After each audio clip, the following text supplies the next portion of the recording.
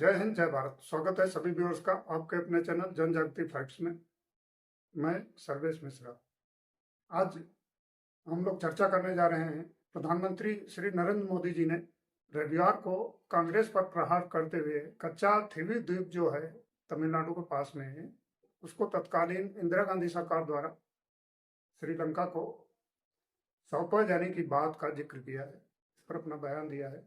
यह सब प्रकरण शुरू होता है तमिलनाडु के एक बड़े राजनीतिक चेहरे अन्नामलाई जी के द्वारा डाली गई आरटीआई के बाद में, जिसके जवाब में उनको पूरी फाइल प्राप्त होती है। उस फाइल के अंदर सारा पूरा विवरण, जितने भी बैठक हुई और जो चर्चाएं हुई, उनका सभी का भी जिक्र है। इसके साथ ही जो सबूत श्रीलंका के उपलब्ध थे और जो भारत के उपलब्ध सबूत थे, वह भी सब उसमें फाइल में शामिल है। वैसे तो यह विवाद 1921 से शुरू हो चुका था, लेकिन यह फिर उखड़ता है अन्नामलाई साहब के आरटीआई के बाद में, जिसके बाद में एक अखबार में खबर छपती है, टाइम्स ऑफ इंडिया में, RTI reply shows how Indira Gandhi ceded island to Sri Lanka. अब बात करते हैं कच्चाथीवी टापू की। यह टापू जो है तमिलनाडु और श्रीलंका के बीच में रामेश्वरम से लगभग 30 किलोमीटर दूरी पर स्थित है। बात तब से शुरू होती है जब श्रीलंका को सिलोन कहा जाता था। काफी लंबे समय तक इस टापू पर भारत के ही राजा का शासन था। 1925 में अंग्रेजों ने इसे सिलोन का हिस्सा मान लिया। लेकिन यहाँ पर ध्यान देने वाली बात यह है कि 1875 से लेकर के 1948 तक यह द्वीप राजा रामानंद के अधिकार क्षेत्र में था। वहीं यहाँ से सब टैक्स वगैरह कलेक्ट करते थे और सारा कंट्रोल भी उन्हीं का था। फिर आज़ादी के बाद में 1961 में नेहरू का बयान आया, बाकायदा पेपरों में छपता है, he would not hesitate in planes to Katchatheevu, ऐसा बयान आता है नेहरू जी का सबसे पहले 1961। राजनीतिक लोगों के द्वारा, तमिलनाडु की सरकार के द्वारा और संघ के द्वारा भी इस बात का विरोध किया गया। नेहरू ने इसे विवादित होने का हवाला दिया और अपने देश के बड़ा होने की बात कही। इस आधार पर यह द्वीप बड़प्पन दिखाते हुए श्रीलंका को दे देना चाहिए, ऐसा बोला नेहरू जी। अब बात करते हैं संविधान की। संविधान की धारा 2 और 3 के आधार पर भारतीय यूनियन की कोई भी जमीन किसी को भी देने का कोई भी प्रावधान संविधान में नहीं है। मतलब संविधान के हिसाब से केवल वन वे ट्रैफिक है, जमीन आ तो सकती है लेकिन दी नहीं जा सकती है। हाँ, कुछ मुद्दों के अनुसार विवाद की स्थिति में जमीनों की अदला बदली आवश्यक कानूनी प्रक्रिया पूर्ण करके की जा सकती, संवैधानिक प्रक्रिया पूर्ण करके की जा सकती। इसमें यह भी ध्यान देने वाली बात है कि वन वे ट्रैफिक वाली जो बात कर रहा हूं मैं, या बाबा साहब का भी यही विचार था और इसके बाद में सुप्रीम कोर्ट का आदेश भी कुछ इसी तरह का आया था।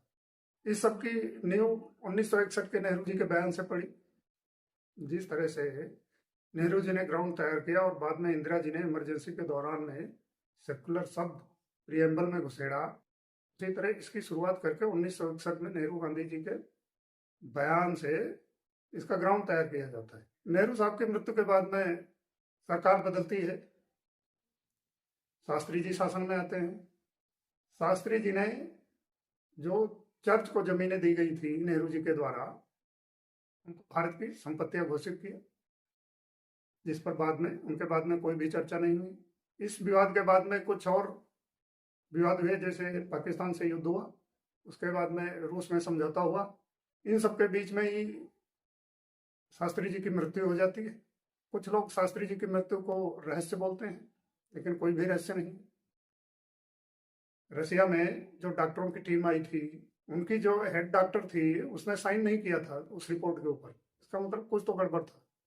फिर यह जमीन 1974 में इंदिरा गांधी जी के द्वारा, कहा ऐसा भी जाता है कि भंडार नायके की मित्रता के चलते भंडार नायके के इस द्वीप के ऊपर दावा करने के बाद में 4 दौर की बैठक होने के बाद में यह जमीन इंदिरा गांधी जी द्वारा श्रीलंका को सौंप दी गई। जब इसका तमिलनाडु सरकार और संघ के द्वारा भारी विरोध किया गया, उस समय के कुछ बड़े नेताओं के द्वारा भी भारी विरोध किया गया, तब इंदिरा गांधी ने, तब तक हम लोग 1962 का युद्ध चीन से हार चुके थे, उसके पहले तिब्बत नेहरू जी सौंप चुके थे, पंचशील समझौता कर चुके थे, और इस समय में इंदिरा गांधी जी हवाला देती हैं चीन की धमकी का कि चीन का बहुत बड़ा प्रेशर है हमारे ऊपर, कहीं युद्ध न हो जाए इस चीज का हवाला दे करके यह जमीन श्रीलंका को सौंप दी जाती इंदिरा गांधी जी के द्वारा। क्योंकि संविधान के अनुसार जमीन का टुकड़ा दिया नहीं जा सकता है, इंच भर भी जमीन नहीं दी जा सकती दूसरे को, तो यह संवैधानिक प्रक्रिया ही है। इसके साथ ही समय समय पर तमिलनाडु की सरकारों ने, सरकार चाहे जिसकी भी रही हो, उन्होंने केंद्र से बार बार इस मुद्दे को उठाया और बहुत सारे प्रस्ताव दिए, जिनमें लीज पर लेने आदि के भी प्रस्ताव शामिल थे, किंतु इस पर कोई भी विचार या एक्शन नहीं लिया गया। यहाँ पर और एक भी बात बताना चाहूँगा, जब टैक्स वगैरह सब कुछ भारत के कंट्रोल में था, भारत के राजा के कंट्रोल में था, डॉक्यूमेंटेशन भी सब कुछ जो था वो भारत के पक्ष में था, श्रीलंका सिर्फ दावा ही कर रहा था बस।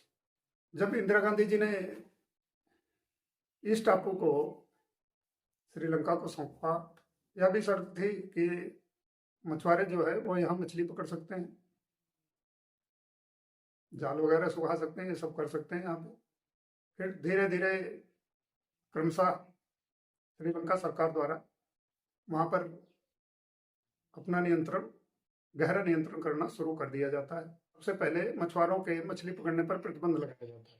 तब श्रीलंका की सरकार बोलती है कि मछुआरे यहाँ पर आकर के जाल वगैरह सुखा सकते हैं और ठहर सकते हैं, चर्च है वहाँ पर, उसमें आकर के पूजा कर सकते हैं।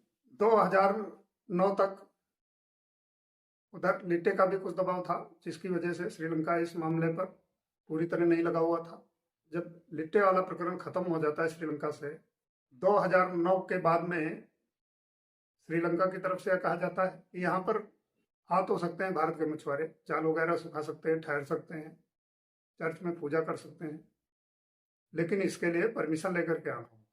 और इसी तरह धीरे धीरे करके इस पर भारतीय मछुआरों की आवाजाही को प्रतिबंधित करने की कोशिश श्रीलंका सरकार द्वारा लगातार की जाती है। इसके बाद में श्रीलंका सरकार ने धीरे धीरे करके मछुआरों को पकड़ना शुरू कर दिया।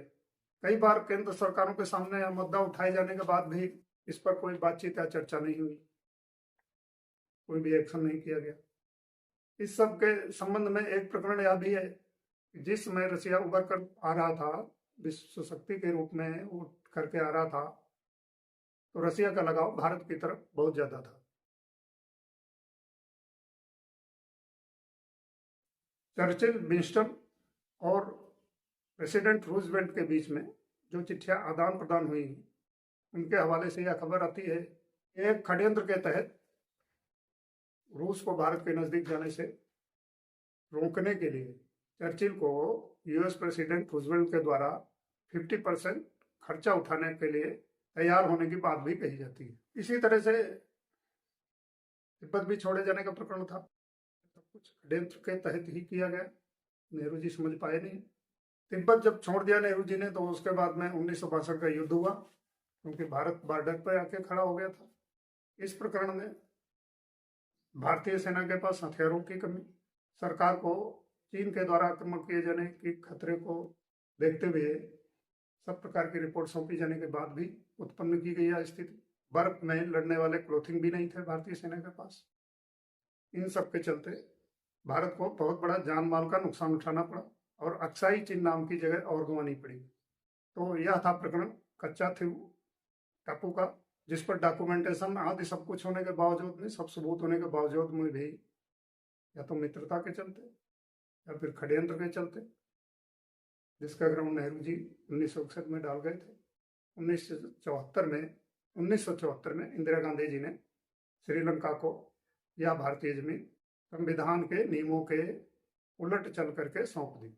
फिर मिलते हैं अगले वीडियो में, तब तक के लिए जय हिंद, जय भारत।